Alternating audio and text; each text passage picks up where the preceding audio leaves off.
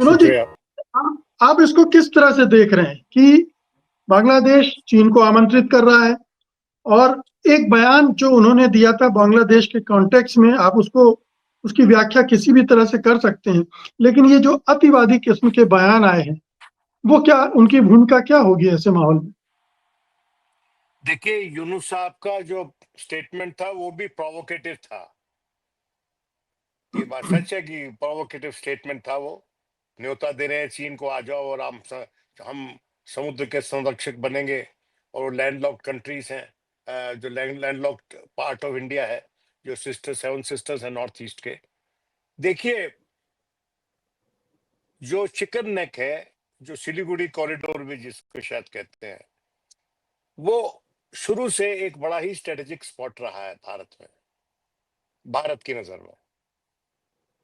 और अगर उसको तोड़ दिया जाता, उसमें बाधा उत्पन्न हो जाती है, तो नॉर्थ ईस्ट का जो हिस्सा है वो हमारे मुल्क से जुदा हो जाएगा, अलग हो जाएगा।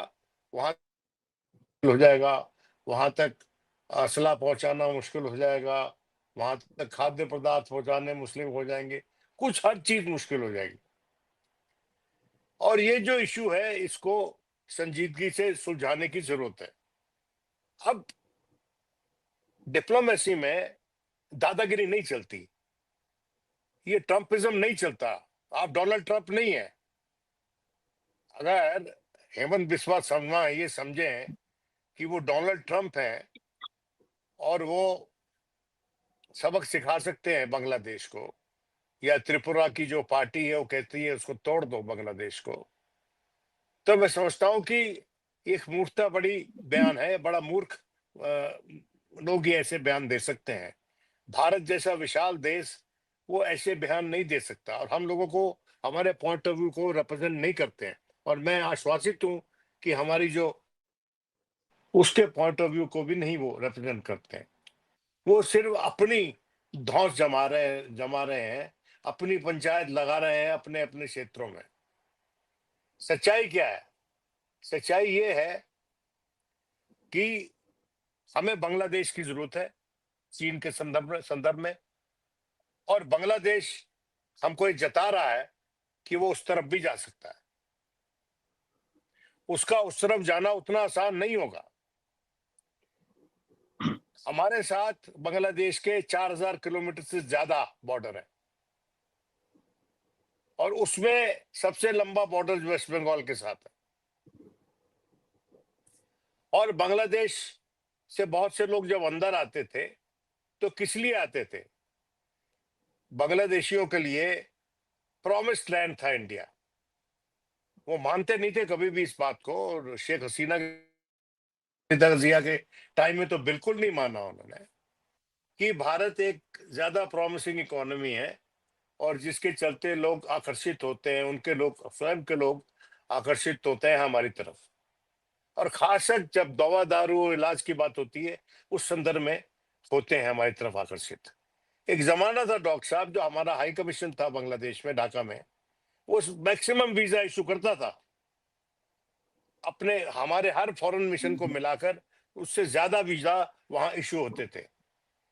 वो अच्छे वक्तों वाली बात थी। खालिदा जिया के टाइम में भी ऐसा होता रहा, और शेख हसीना के टाइम में तो खैर जाहिर है होता था ही।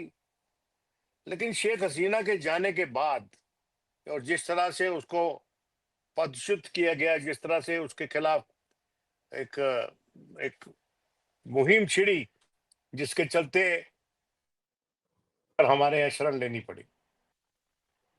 देखिए, बात यह है कि उसके कई मुख्य कारण हैं, और हस्तक्षेप भारत एक हद तक ही कर सकता है। लेकिन सच्चाई यह है कि शेख हसीना की जो जाती प्रोटेक्शन थी, वो भी भारत की एक रिस्पॉन्सिबिलिटी थी, और भारत उसको चुपचाप खुफिया तरीके से निभाता था। और उसके चलते ही शायद ये जग जाहिर है, उन लोगों को पता है कि ऐसा होता था, और वो यहाँ पर अब आके रह रही है, और यहाँ से बयानबाजी हो रही है उनकी तरफ से। तो प्रोवोकेशन तो हमारे यहाँ से भी हुई, भाई हमारी शरण में है, और यहाँ पर वो लगातार बयानबाजी कर रही हैं। और उनकी जो रजीम थी अंत में, वो कोई बहुत ही डेमोक्रेटिक रजीम नहीं थी। बंगबंधु के मिजाज और उसकी जो उसके अनुरूप उनकी वो रजीम नहीं थी शेख हसीना की। लेकिन वो गलतियां हुई हैं और उसमें हो सकता है कि हमारी कोशिश ये हो कि दोबारा वो स्थापित हो जाए। हर कोई अपने मफाद में काम करता है डिप्लोमेसी में, और ये हमारा बैकयार्ड है बांग्लादेश, और हमको ये सुनिश्चित करना है कि हमारे इंटरेस्ट प्रोटेक्टेड रहे रीजन में। उसी तरह से बांग्लादेश भी अपने इंटरेस्ट प्रोटेक्ट करने की कोशिश करता है। जब तक इस बात का एहसास दोनों मुल्कों को नहीं होगा, एक्सेप्टेंस नहीं होगी और मीटिंग ग्राउंड नहीं डिस्कवर किया जाएगा दोनों तरफ से बात होके, तब तक ये मसला बना रहेगा। और मैं समझता हूं कि जल्दी से जल्दी हस्तक्षेप होना चाहिए। हमारे फॉरेन सेक्रेटरी होके आए हैं वहां पर, विक्रम मिश्री, और मैं समझता हूं कि भारत ने अपने जो खुले हुए हैं उनकी बांग्लादेश के साथ, और उसकी अवहेलना नहीं करनी चाहिए उनके सेंटिमेंट्स की भी, कि जहां तक कोशिश हो हम अकोमोडेट कर सकें उनके सेंटिमेंट्स को, ये जताते हुए और ये बताते हुए कि भारत के इंटरेस्ट का भी उन्होंने ध्यान रखना है। जो हमारी वहां पर अकलियतें हैं, जो माइनॉरिटीज हैं, उनकी सिक्योरिटी का भरपूर उनको प्रबंध करना है। जब वहां पर बवाल हुआ तो उस वक्त अटैक्स हुए माइनॉरिटीज पे, और मैं समझता हूं कि भारत को अपना कर्तव्य निभाना था उनके प्रति, वो भारत ने निभाया। लेकिन इस सब के चलते, जिसका कि सीधा सीधा संबंध हमारे डोमेस्टिक पॉलिटिक्स के साथ है, और जो हमारा सिटीजनशिप अमेंडमेंट एक्ट है, उसमें उनको हम शरण दे सकते हैं, जिसमें बांग्लादेश एक कंट्री है जहां से हम ले सकते हैं। तो मेरा ये मानना है कि हर को डोमेस्टिक पॉलिटिक्स में ना ढाल के देखें, क्योंकि अगर बांग्लादेश कहीं पलट गया पूरी तरह से, जिसकी संभावना मुझे तो कम लगती है, और शायद हमारी सरकार भी उस हद तक आश्वासित है कि भारत के खिलाफ बांग्लादेश नहीं जा सकता और चीन के पक्ष में बियॉन्ड अ पॉइंट नहीं जा सकता, क्योंकि फिर उसको अपने और अमेरिका के संबंधों में भी एक पोजीशन लेनी पड़ेगी, जो मैं नहीं चाहता हूं वो चाहेगा, मैं नहीं समझता हूं वो चाहेगा। तो यहाँ पर जी। एक अमेरिकन इंटरनेशनल सुपर पावर्स का गेम भी हो सकता है, तो उसमें ना बांग्लादेश फंसना चाहेगा और ना हम फंसना चाहेंगे। तो जी। इसको सुलझा लेना चाहिए पुराने संबंधों के चलते।